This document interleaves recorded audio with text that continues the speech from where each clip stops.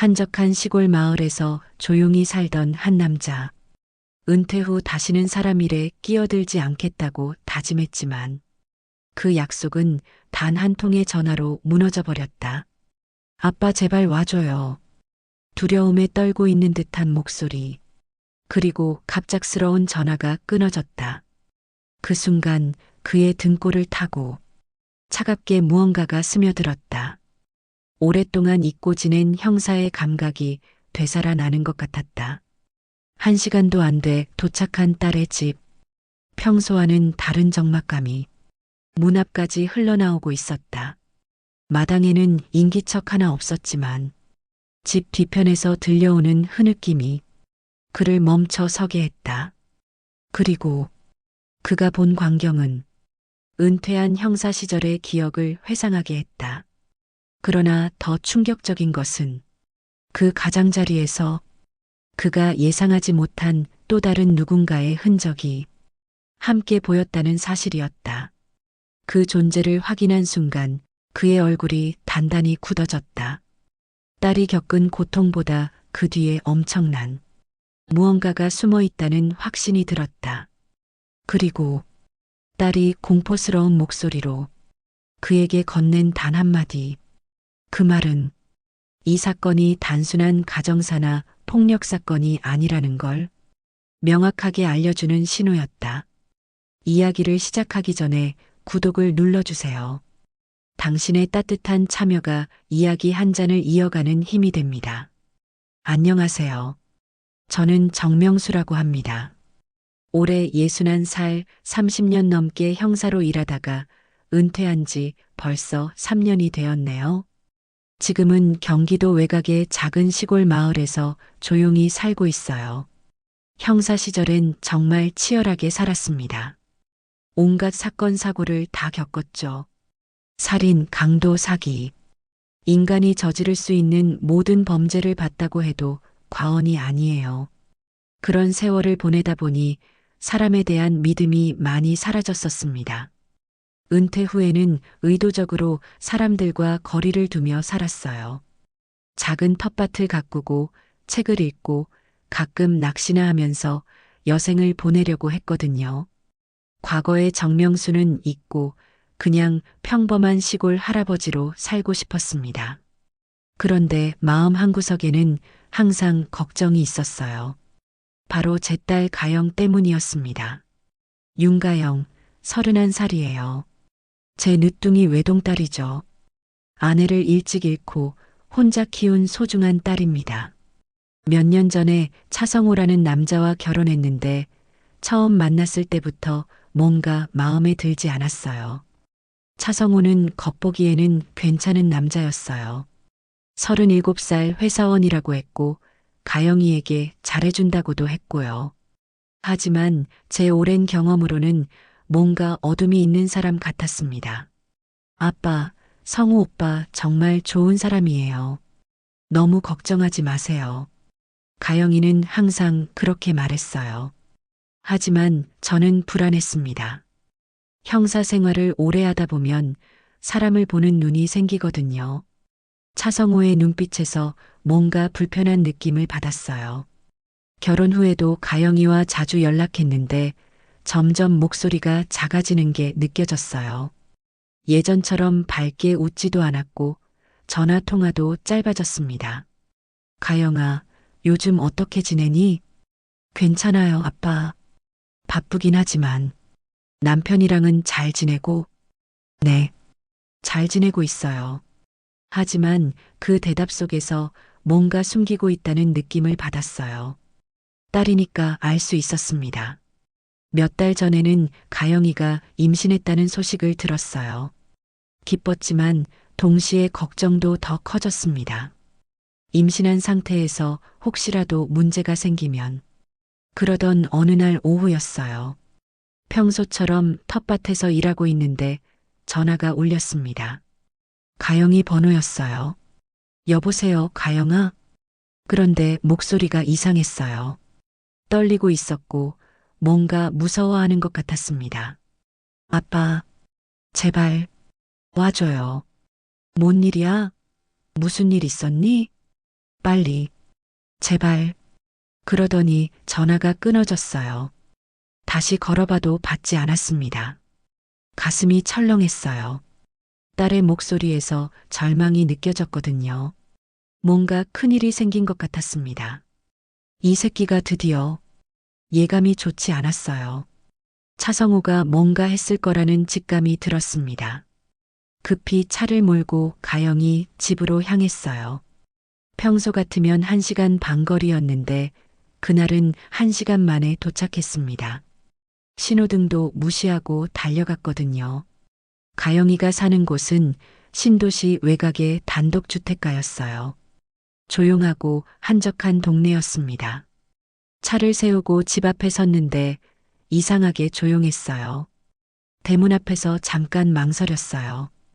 혹시 제가 오해한 건 아닐까 싶기도 했고 딸의 사생활에 너무 간섭하는 건 아닐까 하는 생각도 들었거든요. 하지만 전화 속 가영이의 목소리를 잊을 수 없었어요.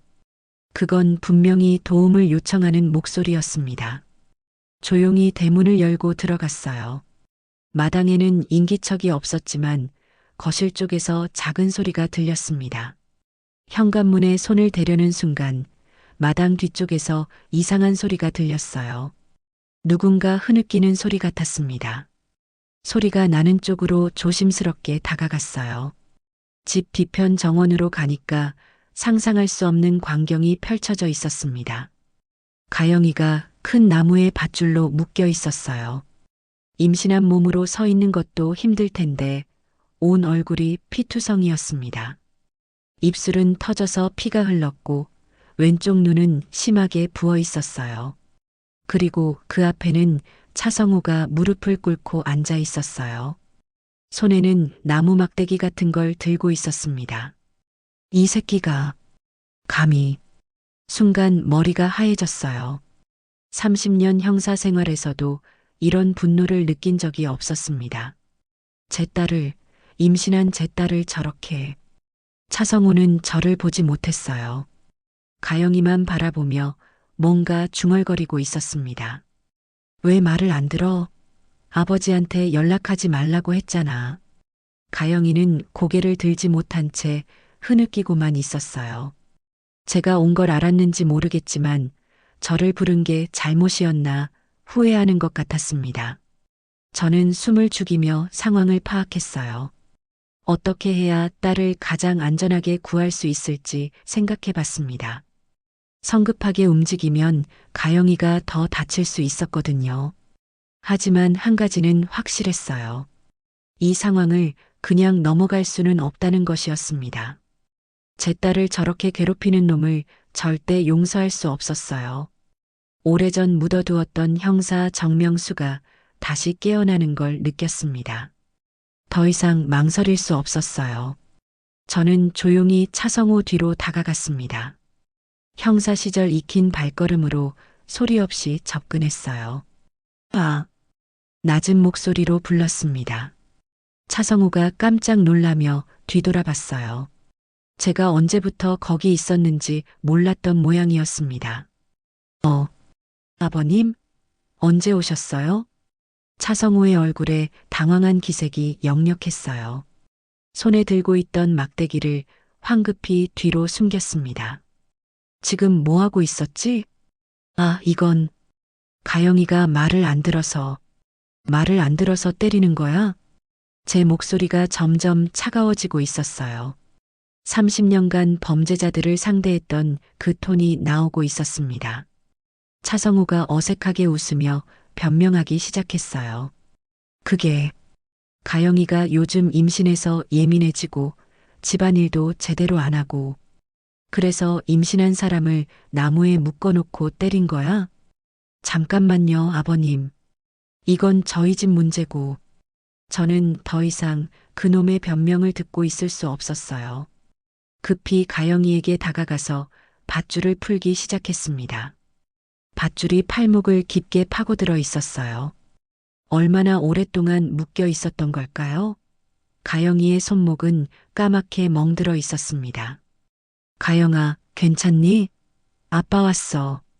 가영이가 고개를 들어 저를 봤어요. 퉁퉁 부은 눈에서 눈물이 흘러내렸습니다. 아빠, 미안해요. 전화해서 미안할 게 뭐 있어. 잘했어. 밧줄을 다 풀고 가영이를 부축해서 집 안으로 데려갔어요. 걸음걸이가 불안정했습니다. 다리에도 상처가 있는 것 같았어요. 거실 소파에 가영이를 앉히고 부엌에서 물과 수건을 가져왔어요. 얼굴에 피를 닦아주면서 상처를 확인했습니다. 입술이 터져 있고 왼쪽 볼에 손바닥 자국이 선명했어요. 목에도 멍 자국이 있었습니다. 목을 조른 흔적이었어요. 이 자식이 정말. 분노가 치밀어 올랐지만 일단 가영이를 돌보는 게 우선이었어요. 가영아, 아픈 데는 없니? 배는 괜찮고? 네, 배는 괜찮아요. 얼굴이 좀. 가영이가 제 손을 꽉 잡았어요. 차가운 손이 덜덜 떨리고 있었습니다. 아빠, 이제 못 참겠어요. 정말로. 그래, 이제 괜찮아. 아빠가 왔으니까. 그때 차성우가 집 안으로 들어왔어요. 아까와 달리 당당한 표정이었습니다. 자신의 집이니까 함부로 할 수 없을 거라고 생각하는 것 같았어요. 아버님, 일단 오해를 풀어야겠는데요. 오해? 네, 보시기에는 그럴 수도 있겠지만 가영이가 요즘 너무 말을 안 들어서. 말을 안 들으면 때려도 되는 거야? 그게 아니라 차성우가 변명을 늘어놓기 시작했어요. 가영이가 집안일을 안 한다. 임신을 핑계로 게으름을 피운다. 자신을 무시한다는 등등. 듣고 있으니 정말 한심했어요. 전형적인 가정폭력 가해자의 논리였습니다. 피해자를 탓하고 자신을 정당화하는 거죠. 애비랍시고 와서 뭐 하시게요? 다 우리 집 문제인데. 차성우의 말에 주먹이 날아갈 뻔했어요. 하지만 참았습니다. 아직은 때가 아니었어요. 이건 가정이 아니라 감옥이야. 넌 지금 죄를 짓고 있다는 걸 알아야 해. 죄요? 뭔 죄를 짓는다는 거예요? 차성우가 비웃듯이 웃었어요. 전혀 잘못했다는 생각이 없는 것 같았습니다. 상해죄, 감금죄, 협박죄. 하나하나 다 범죄야. 그럼 신고하시든가요. 아, 근데 당신이 뭔데? 그 순간 제 안에서 꾹 눌러왔던 본능이 고개를 들기 시작했어요. 30년간 범죄자들과 맞서왔던 형사 정명수가 깨어나고 있었습니다. 내가 뭔지 알고 싶어? 네, 형사였어. 30년 넘게. 차성우의 얼굴이 순간 굳었어요. 하지만 금세 다시 건방진 표정으로 돌아왔습니다. 형사라고요? 그럼 뭐예요? 지금은 은퇴하셨잖아요. 은퇴했다고 법이 바뀌는 건 아니야. 너 지금 현행범이야. 현행범이요? 웃기네요. 증거도 없으면서. 차성우가 점점 도전적으로 나왔어요. 제가 뭘 할 수 있겠느냐는 듯이요. 증거가 없다고? 내 손에 묻은 피는 뭐야? 가영이 얼굴의 상처는? 그건 가영이가 넘어져서 나무에 묶인 거는 어떻게 설명할 거야? 차성우가 잠깐 말문이 막혔어요. 하지만 여전히 뻔뻔했습니다. 그런 건 집안 문제죠. 남편이 아내를 훈육하는 거고. 훈육? 제 목소리가 낮아졌어요. 형사 시절 신문할 때 쓰던 그 목소리였습니다. 임신한 아내를 나무에 묶고 때리는 게 훈육이야? 아버님도 좀 그러시네요. 요즘 세상이 어떤 세상인데. 차성우가 오히려 저를 비웃었어요. 마치 시대착오적인 늙은이 취급을 하는 것 같았습니다. 그때 가영이가 작은 목소리로 말했어요. 아빠, 그만해요. 괜찮아요. 괜찮다니? 이게 괜찮아 보여? 나중에 더 심해질까봐. 가영이의 말을 듣고 더욱 화가 났어요. 얼마나 오랫동안 이런 협박을 받아왔던 걸까요? 차성우가 가영이 말을 듣고 더욱 기세등등해졌어요. 봐요, 가영이도 괜찮다고 하잖아요. 남의 집 일에 너무 간섭하지 마세요. 남의 집? 네, 여기는 제 집이고 가영이는 제 아내예요. 당신은 그냥 손님이고요. 그 말을 듣는 순간 더 이상 참을 수 없었어요. 하지만 성급하게 움직일 수는 없었습니다. 가영이와 뱃속의 아이를 생각해야 했어요. 일단은 상황을 정리하고 제대로 된 대응책을 세워야 했습니다. 하지만 한 가지는 분명했어요. 이 상황을 그냥 넘어갈 수는 절대 없다는 것이었습니다. 좋아. 오늘은 여기서 끝내자. 하지만 기억해둬. 이게 마지막이야. 뭐가 마지막이라는 거예요? 너한테 마지막으로 경고해 주는 거야. 다음에 이런 일이 또 일어나면. 그러면 뭐 어쩌실 건데요? 차성우가 끝까지 도전적이었어요. 정말 무서운 걸 모르는 놈이었습니다. 저는 더 이상 말하지 않았어요. 말로는 이런 놈들이 절대 변하지 않는다는 걸 너무 잘 알고 있었거든요. 행동으로 보여줄 때가 올 거였습니다. 차성우가 나간 후 저는 가영이와 둘만 남았어요. 가영이는 여전히 소파에 웅크리고 앉아 있었습니다. 얼굴에 상처를 보니 더욱 마음이 아팠어요. 가영아, 이제 아빠한테 다 말해줘. 언제부터 이런 일이 있었는지. 가영이가 고개를 숙이고 한참을 망설였어요. 그리고 떨리는 목소리로 말하기 시작했습니다. 몇 달 전부터, 아니, 사실은 더 오래됐어요. 얼마나 오래? 결혼한 지 반년 정도 지나서부터요. 처음엔 뺨 한두 대였어요. 제가 뭔가 잘못했을 때만. 가영이의 목소리가 점점 작아졌어요. 처음에는 정말 제가 잘못해서 그런 줄 알았어요.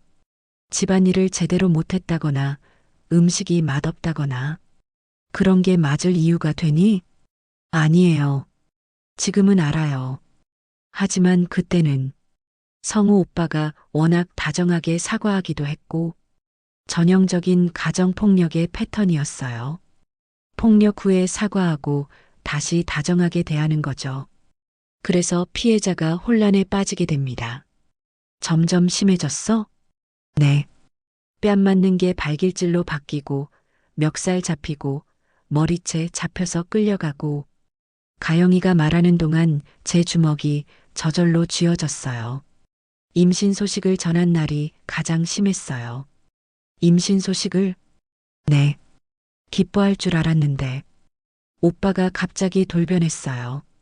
누구 아이냐고 소리 지르면서 멱살을 잡고 가영이의 목소리가 떨렸어요. 침대에서 밀려 떨어졌어요. 배가 너무 아파서 병원에 가려고 했는데 못 가게 했어요. 왜?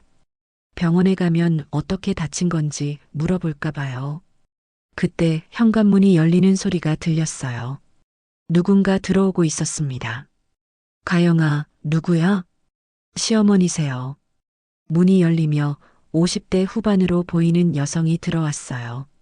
김복희, 차성우의 어머니였습니다. 저를 보자 당황한 기색을 보였어요. 어머, 가영이 아버지? 갑자기 웬일이세요? 안녕하세요. 가영이가 아파서 와봤어요.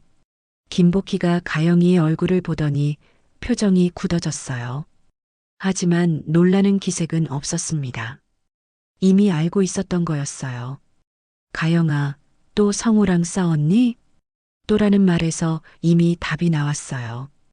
이 여자는 아들의 폭력을 알고 있었던 겁니다. 어머님, 이게 싸움인가요? 이건 폭력이에요. 김복희가 제 말에 못마땅한 표정을 지었어요. 남의 집 일에 너무 끼어들지 마세요. 젊은 부부가 좀 투닥거릴 수는 있는 거 아닌가요? 투닥거림? 제가 되물었어요. 이게 투닥거림으로 보여요? 그럼 뭐예요? 부부싸움도 못해요? 김복희의 대답에 어이가 없었어요. 가영이의 얼굴을 보고도 저렇게 말할 수 있다니요. 어머니, 몇 달 전부터 맞기 시작했다는데 알고 계셨죠? 맞기 시작했다니요. 표현이 너무 심하네요. 그럼 뭐라고 해야 하나요? 가정교육이죠. 아내가 남편 말을 안 들으면 좀 혼내는 거고. 김복희의 말에 가영이가 고개를 더 숙였어요.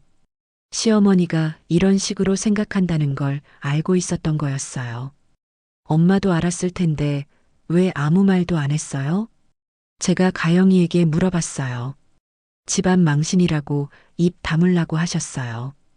가영이가 김복희를 힐끗 보며 말했어요. 그럼 시어머니가 그런 말을? 네. 너도 지 엄마처럼 찍소리 못하고 살아야 한다고.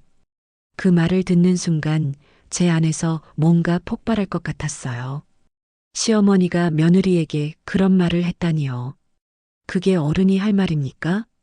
김복희를 똑바로 바라보며 말했어요. 당신 누구야? 왜 이렇게 참견이 심해? 김복희가 도리어 저에게 대들었어요. 가영이 친아버지예요. 참견이 아니라 제 딸을 지키는 거죠. 친아버지라고 다 되는 줄 알아요? 여긴 우리 집이고 가영이는 우리 며느리예요. 며느리라고 때려도 되는 거예요? 때린다는 게 뭐예요? 좀 단단하게 키우는 거지. 김복희의 말에 정말 기가 막혔어요. 이런 사람들이 있다는 게 믿어지지 않았습니다. 단단하게 키운다고 임신한 사람을 나무에 묶어 놓아요? 그건 성우가 좀 화가 나서. 화가 나면 폭력을 써도 되는 거예요? 폭력이라니요. 너무 심하게 말하시네요. 김복희는 끝까지 인정하지 않으려 했어요. 아들의 행동을 정당화하려고만 했습니다. 그럼 뭐라고 해야 해요? 사랑의 매. 그런 식으로 말씀하시니까 대화가 안 되네요. 김복희가 짜증을 내며 말했어요. 우리는 이렇게 살아왔어요. 제 남편도 저를 좀 때렸지만 그래서 집안이 잘 돌아갔거든요. 그래서 아들도 그렇게 키운 거군요. 맞아요. 남자는 좀 강해야 해요. 여자가 우습게 보면 안 되고요. 김복희의 말을 듣고 모든 게 이해됐어요. 이 집안의 뿌리 깊은 문제였던 거였어요. 그때 차성우가 다시 들어왔어요. 어머니가 온 걸 보고 안도하는 표정이었습니다. 어머니, 오셨어요? 응, 왔어. 그런데 가영이 아버지가 우리 집 일에 너무 간섭하시네. 그러게요. 아까부터 계속 모자가 한패가 되어 저를 비난하기 시작했어요. 마치 제가 이상한 사람인 것처럼요. 간섭이 아니라 제 딸을 지키는 거예요. 지킨다고요? 뭘 지켜요? 차성우가 비웃듯이 말했어요. 가영이는 제 아내고 여기서 잘 살고 있어요. 잘 살고 있다고? 제가 가영이의 얼굴을 가리켰어요. 이게 잘 사는 거예요? 그건 가영이가 말을 안 들어서. 또 그 소리네요. 저는 더 이상 이들과 대화할 의미가 없다고 느꼈어요. 말로는 절대 통하지 않는 사람들이었습니다. 그 순간 제 입가에 조용한 미소가 올라갔어요. 이제 말해줘야 할 때가 왔군요. 뭘 말한다는 거예요? 차성우가 의아한 표정으로 물었어요. 내가 누구인지 정확히 말해줄 때가 왔다는 얘기야. 저는 천천히 일어났어요. 그동안 숨겨왔던 본 모습을 드러낼 때가 온 거였습니다. 내 이름 정명수. 26년간 강력계에서 살인, 가정폭력, 실종 사건만 쫓아다닌 사람이야. 그 말이 떨어지자 거실의 공기가 완전히 바뀌었어요. 김복희의 얼굴이 일그러졌고 차성우는 당황한 기색이 역력했습니다. 가영이는 멍하니 저를 바라봤어요. 형사라고 아까 말씀하셨잖아요. 차성우가 어색하게 웃으며 말했어요. 하지만 목소리에 긴장감이 묻어났습니다. 그냥 형사가 아니야. 강력계야. 너 같은 놈들만 전문으로 잡던 사람이고. 제 목소리가 점점 낮아졌어요. 30년간 범죄자들과 대면할 때 쓰던 그 톤이었습니다. 지금까지 모른 척한 게 아니야. 내가 너희 두 사람 지켜보고 있었어. 사실이었어요. 몇 달 전부터 가영이의 상태가 이상하다는 걸 느끼고 조사를 시작했거든요. 핸드폰을 꺼내서 통화 기록을 보여줬어요. 여기 봐. 너희 집 옆집 아주머니하고 일주일에 한 번씩 통화했어. 밤에 소리 지르는 것, 가영이 우는 소리 다 들었다고. 김복희의 얼굴이 창백해졌어요. 그리고 이것도 봐. 또 다른 화면을 보여줬어요. 차성우 신원조의 결과야. 대학 때 여자친구 폭행으로 고소당한 적 있지? 합의로 끝나긴 했지만 차성우가 당황하며 핸드폰을 빼앗으려 했지만 저는 피했어요. 회사에서도 문제 많았더라. 여직원 성희롱 건으로 징계받은 적도 있고 그건 어떻게 해. 나 전직 형사야. 이런 거 알아내는 건 식은 죽 먹기지.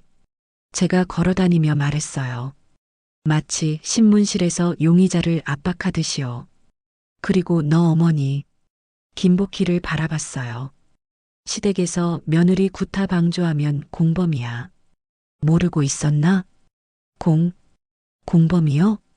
김복희가 떨리는 목소리로 되물었어요. 당연하지. 알고도 신고 안 한 건 범죄 은닉이고 오히려 부추긴 건 교사범이야. 법적 근거를 대니까 두 사람 모두 말문이 막혔어요. 딸이 당한 고통, 내가 다 갚아주겠어. 그때 핸드폰에서 녹음 파일을 하나 꺼냈어요. 사실 오늘 오기 전에 미리 녹음 앱을 켜놨거든요. 들어봐. 내가 무슨 짓 했는지. 재생 버튼을 눌렀어요. 아까 차성우가 가영이에게 한 말들이 선명하게 들렸습니다. 왜 말을 안 들어? 아버지한테 연락하지 말라고 했잖아.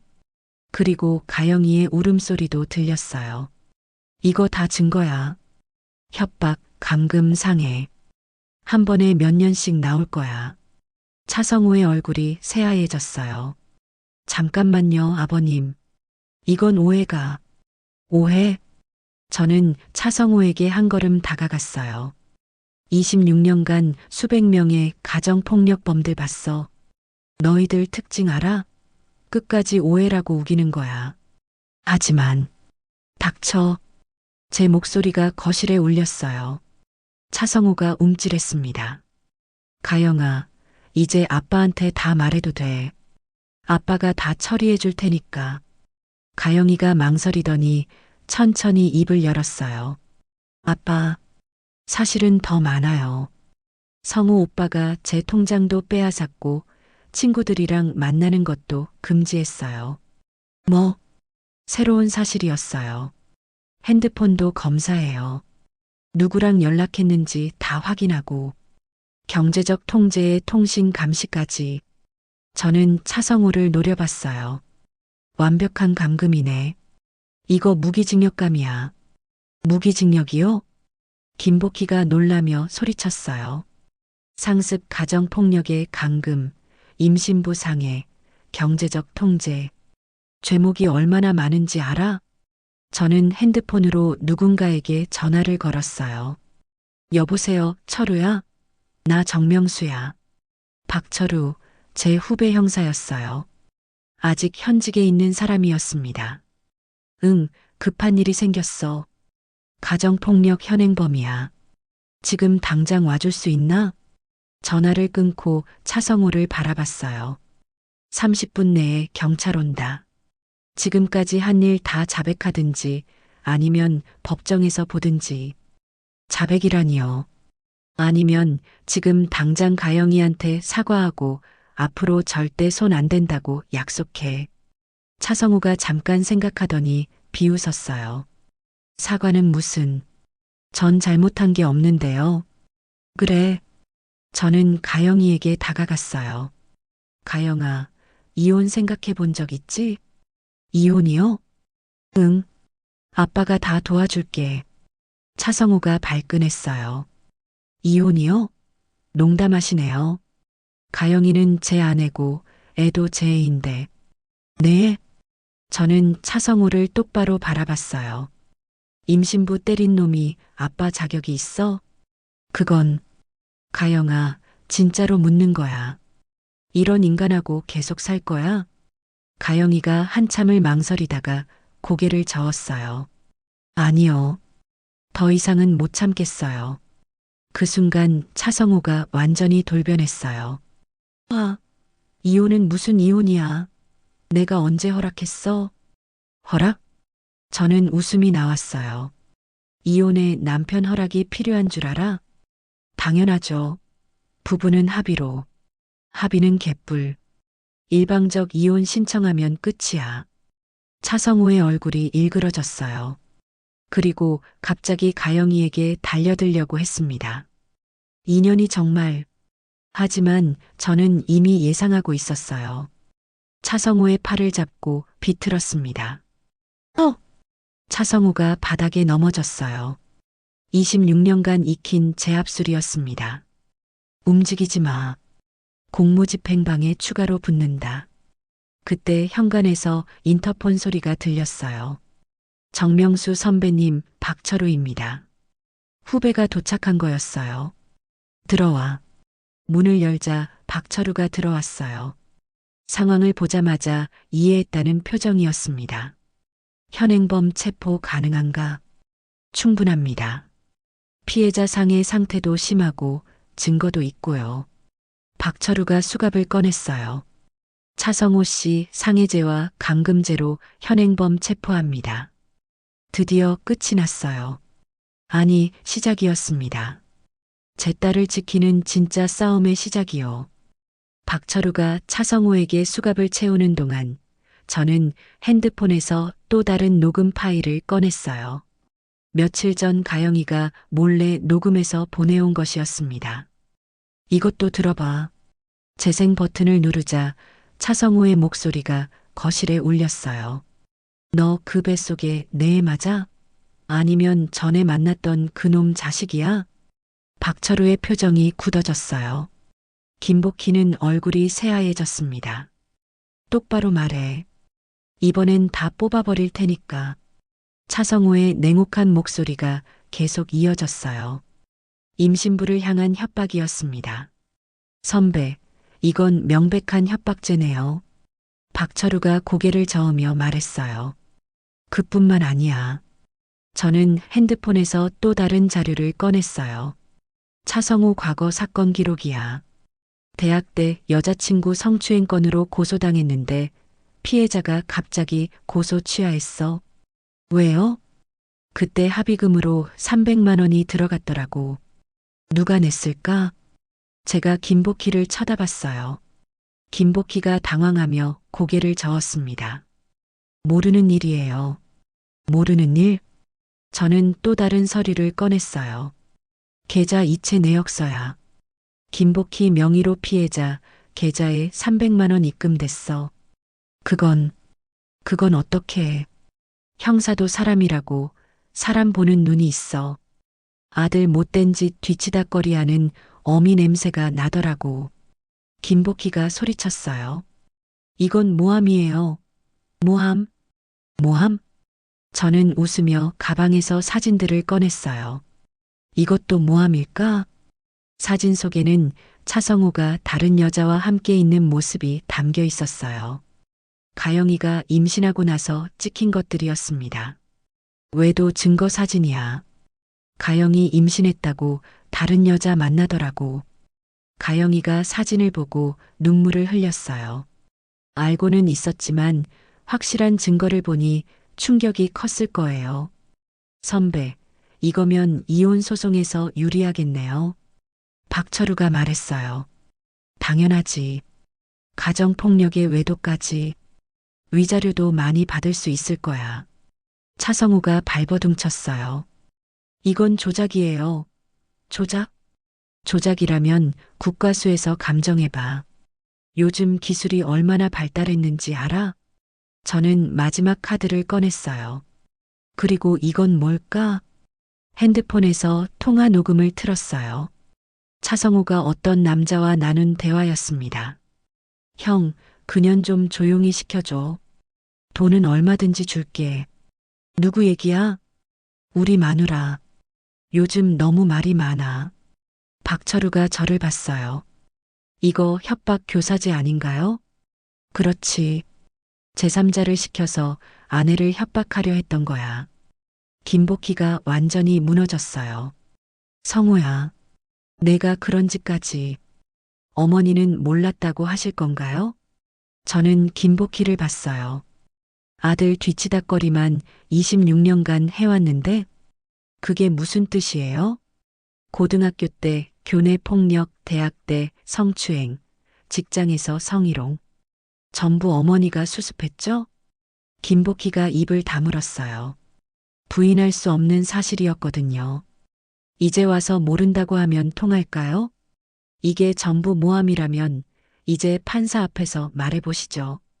박철우가 차성호를 일으켰어요.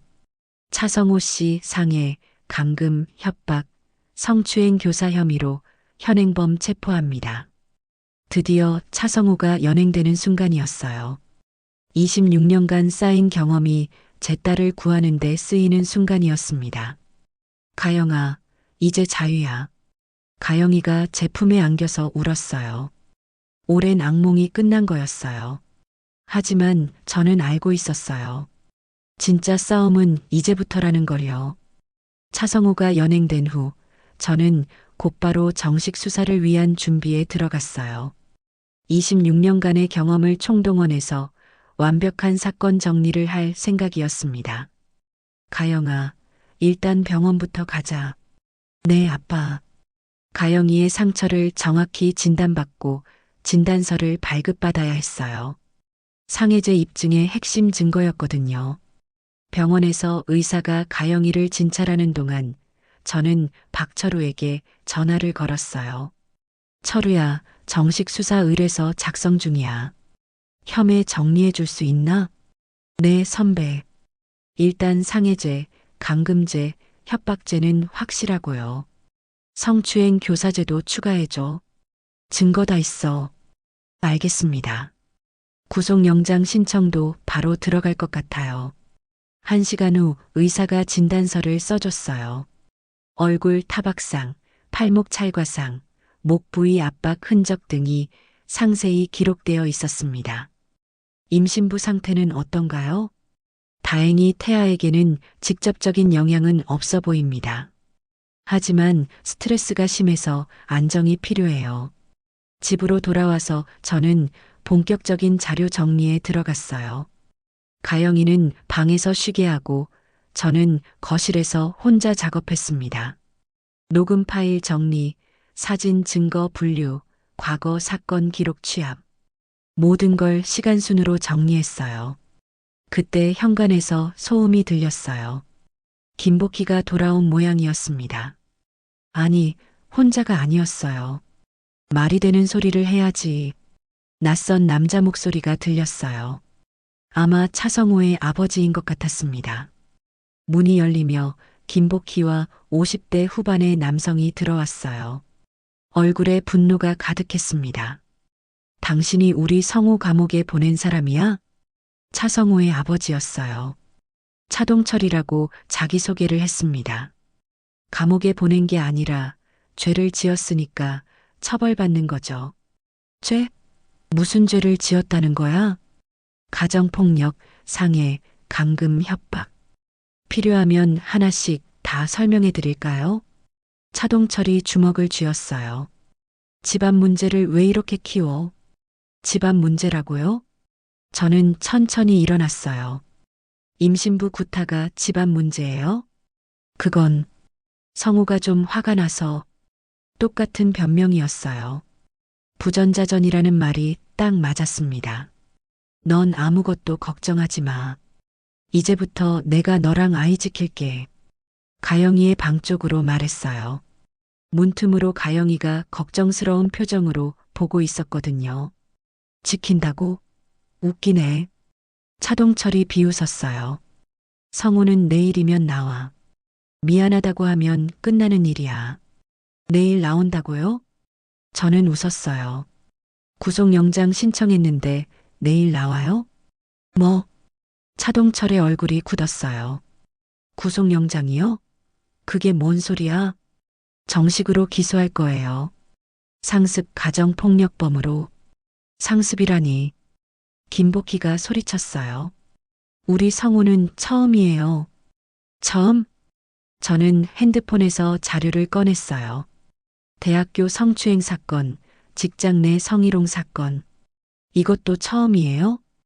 두 사람이 할 말을 잃었어요. 그때 밖에서 차 소리가 들렸어요. 경찰차였습니다. 누가 경찰을 불렀어? 차동철이 당황했어요. 제가 불렀어요. 저는 담담하게 말했어요. 추가 증거 수집을 위해서요. 현관문이 열리며 박철우와 동료 경찰관이 들어왔어요. 수색 영장을 들고 있었습니다. 차성우 거주지 압수수색 영장입니다. 압수수색? 김복희가 떨렸어요. 네, 추가 증거 확보를 위해서요. 경찰관들이 집안을 수색하기 시작했어요. 컴퓨터, 핸드폰, 각종 서류들을 확보했습니다. 1시간 후 수색이 끝났어요. 선배, 컴퓨터에서 불법 촬영물 다수 발견됐어요. 불법 촬영물? 네, 가영 씨 몰래 촬영한 영상들이 있어요. 가영이가 충격받는 소리가 방에서 들렸어요. 그럼 성범죄 추가네. 네, 이제 구속은 확실할 것 같아요. 차동철과 김복희의 얼굴이 완전히 무너졌어요. 설마, 그런 것까지. 이제 믿으시겠어요? 당신들 아들이 어떤 인간인지. 저는 마침내 고개를 들었어요. 이 집의 진짜 가장이 누군지 이제야 보여주게 됐군. 그날 밤 차성우는 구속됐어요. 여러 혐의가 추가되면서 보석도 불어댔습니다. 아빠, 정말 고마워요.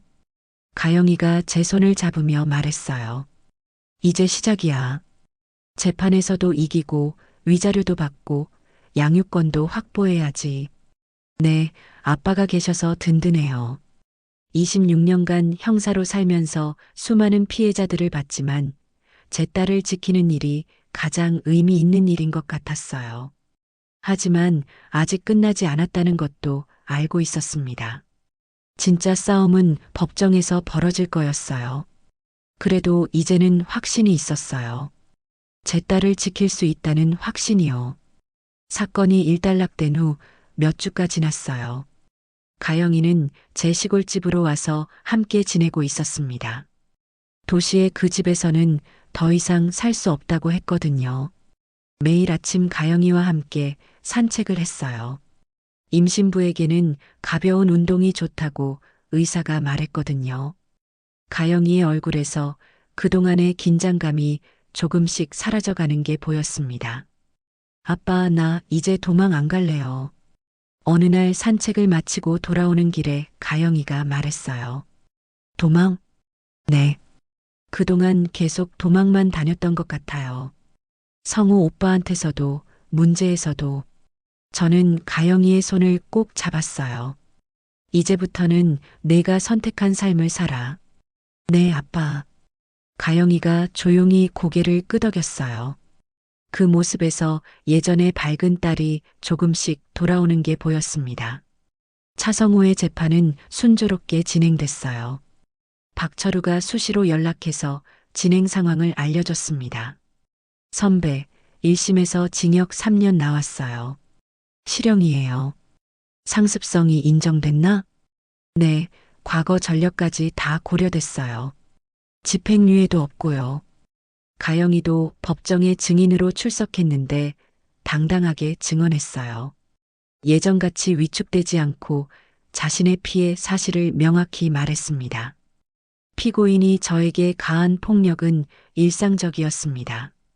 임신 사실을 알고도 멈추지 않았어요. 가영이의 증언을 듣는 동안 저는 가슴이 아팠어요. 하지만 동시에 자랑스러웠습니다. 제대로 맞서고 있는 딸의 모습이요. 위자료 소송도 승소했어요. 가정폭력과 정신적 피해를 인정받아서 2천만 원을 받게 됐습니다. 가영이와 태어날 아이에게는 큰 도움이 될 거였어요. 이혼도 무사히 성립됐어요. 양육권은 당연히 가영이가, 면접교섭권은 차성우가 포기하는 조건으로 합의됐습니다. 아빠, 이제 정말 자유네요. 그래, 이제 내 인생이야. 가영이는 심리 상담도 꾸준히 받았어요. 트라우마 치료 전문의를 소개받아서 정기적으로 상담을 받고 있었습니다. 상담 어때? 좋아요. 제가 왜 그동안 참고 있었는지 알 것 같아요. 왜? 무서웠던 거예요. 혼자 살아가는 게, 아이를 키우는 게. 이제는 아빠가 계시니까 무섭지 않아요. 저는 가영이를 위해 집도 조금 수리했어요. 아이 방을 따로 만들고 안전시설도 보강했습니다. 30년간 형사 일에만 매달리느라 제대로 아버지 역할을 못했던 것에 대한 보상이라고 생각했어요. 어느 날은 가영이가 제게 물어봤어요. 아빠, 후회 안 해요? 뭘? 저 때문에 평온한 노후를 포기하게 된 거요. 저는 웃으며 대답했어요. 후회는 무슨, 이게 진짜 아버지 일이지. 감사해요, 아빠. 고마워할 건 없어. 당연한 거야. 마당을 정리하면서 스스로를 되돌아봤어요. 긴 세월 동안 아버지로서 미안한 감정만 안고 살았는데, 이제서야 제대로 싸웠다는 생각이 들었습니다.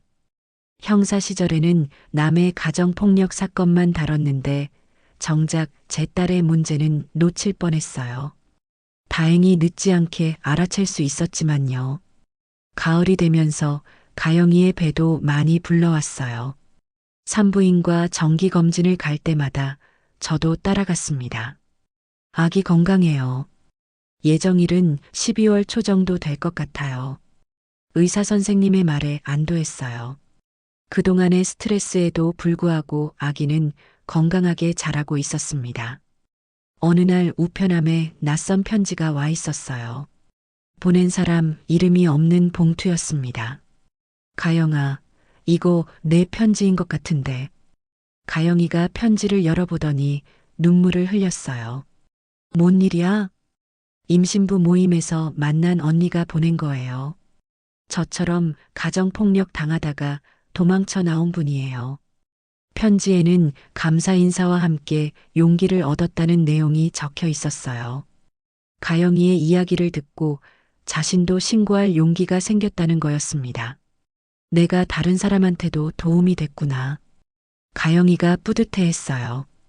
그 후로도 비슷한 편지들이 몇 통 더 왔어요. 가정폭력 피해자들이 가영이의 사례를 듣고 용기를 얻었다는 내용들이었습니다. 아빠, 저도 다른 사람들 도울 수 있을까요? 어떻게? 상담센터에서 자원봉사하거나 제 경험을 나누거나. 좋은 생각이야. 하지만 아이 낳고 나서 차근차근 생각해보자. 11월 말 가영이가 갑자기 진통을 시작했어요. 예정일보다 조금 빨랐지만 정상 범위였습니다. 아빠, 병원 가요. 급히 차를 몰고 병원으로 갔어요. 26년간 형사로 일하면서 긴급 상황에는 익숙했지만 딸이 아이를 낳는 일은 또 다른 긴장감이었습니다. 분만실 앞에서 기다리는 동안 정말 오래 느껴졌어요. 그동안의 일들이 주마등처럼 지나갔습니다. 할아버지 되신 걸 축하드려요. 간호사가 나와서 말했어요. 건강한 남자아이였습니다. 분만실에서 나온 가영이가 저를 보며 미소를 지었어요. 피곤해 보였지만 행복한 표정이었습니다.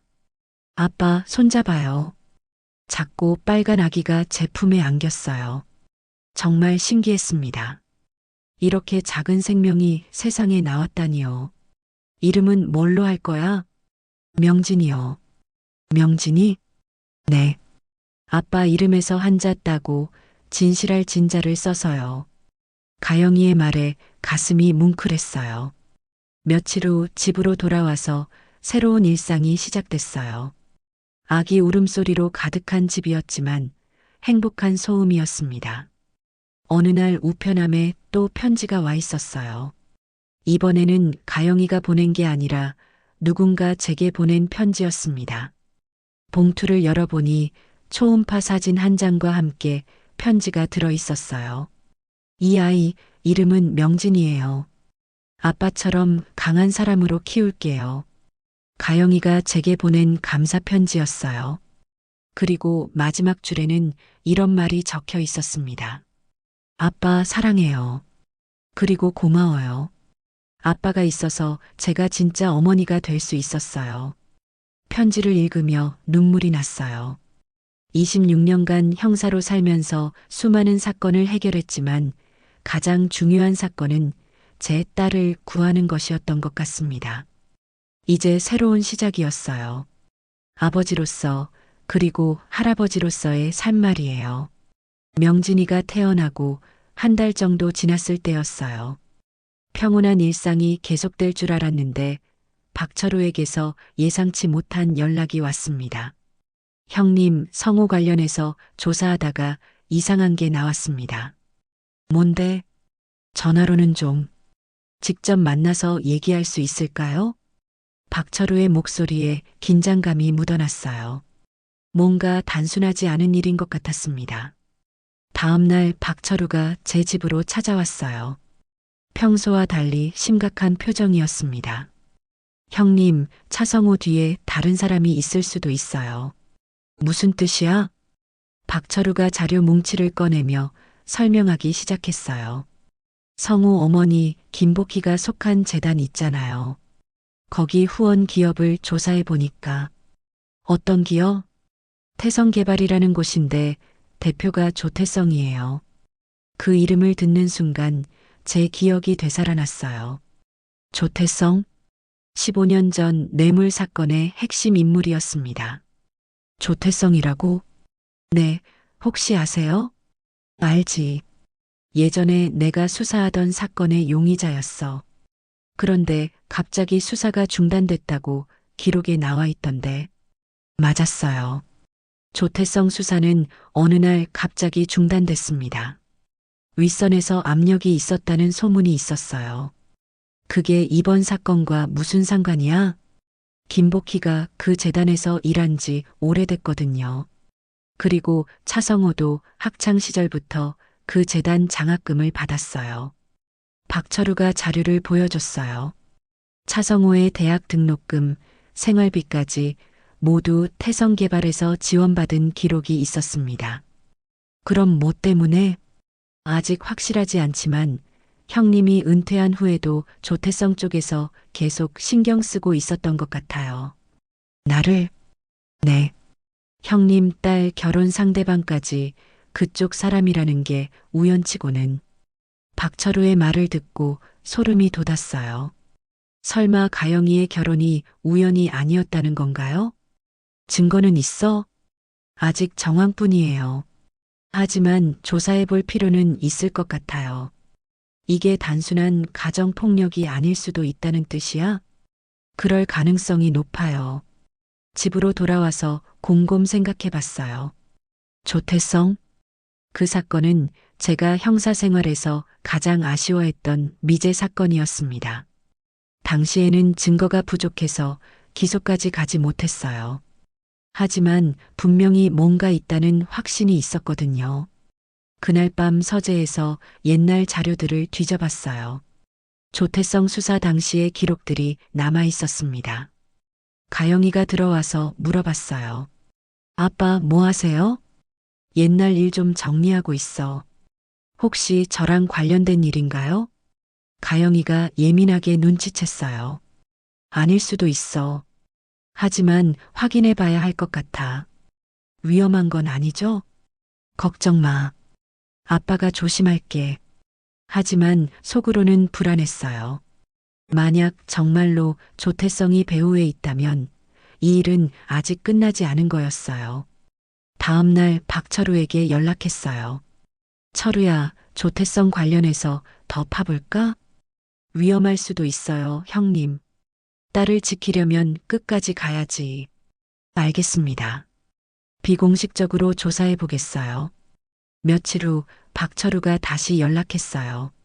형님, 조태성이 최근에 가영 씨 관련해서 사람을 시켜 뭔가 조사했던 것 같아요. 뭘 조사했지? 아직 확실하지 않지만 이혼 소송 결과나 양육권 문제 같은 거요. 그 말을 듣고 확신이 들었어요. 이건 단순한 우연이 아니었습니다. 그날 밤 서재 책상에 앉아서 옛 경찰 배지를 바라봤어요. 은퇴할 때 가져온 것이었는데 가끔 꺼내서 보곤 했습니다.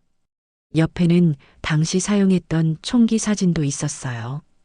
물론 진짜 총은 반납했지만 기념품으로 받은 사진이었습니다. 메모장에 한 줄 적었어요.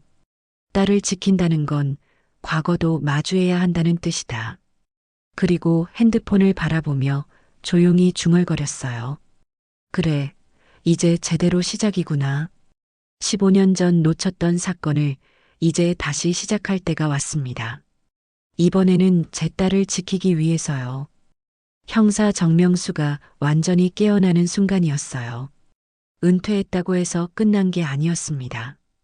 가장 중요한 사건이 지금 시작되는 거였어요. 가영이와 명진이를 지키기 위해서라면 뭐든지 할 준비가 되어 있었습니다. 과거와 맞서는 것도 마다하지 않을 거예요. 이제 진짜 싸움이 시작되는 거였습니다. 그럼 오늘 이야기는 여기까지입니다. 끝까지 들어주셔서 감사합니다. 영상을 시청해주신 모든 분들 고맙습니다. 구독과 좋아요 부탁드립니다.